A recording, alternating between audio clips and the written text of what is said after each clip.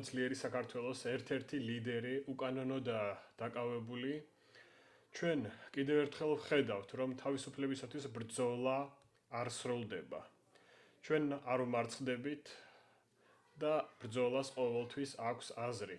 სამართლიანობა აუცილებლად გაიმარჯვებს, რადგან ძალა ხალხშია და ხალხის ხმას ვერასოდეს ვერავითარი ძალა ვერ ჩაახშობს. დღეს ვდგავართ ალეკო ელისაშვილის გვერდით, მშვიდად, მაგრამ მტკიცედ, ჩვენ ვირჩევთ თავისუფლებას, სამართალს და ღირსებას.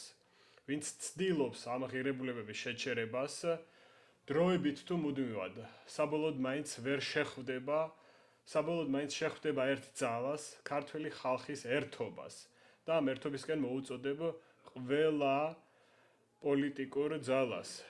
რა ვიცი, ჩემი ასეთი ერთ-ერთი იუთუბერის მოწოდება შეიძლება ხმამაღლა ჟღერდეს, მაგრამ მინდა რომ ყველამ გაითვალისწინოთ და ყველამ უკან დავწევთ ჩვენი პირადი ინტერესები და ერთიანი ერთობით ვაჩვენოთ, რომ ჩვენ შეგვიძლია ცვლილებები ჩვენი ქვეყნის მომავლისთვის.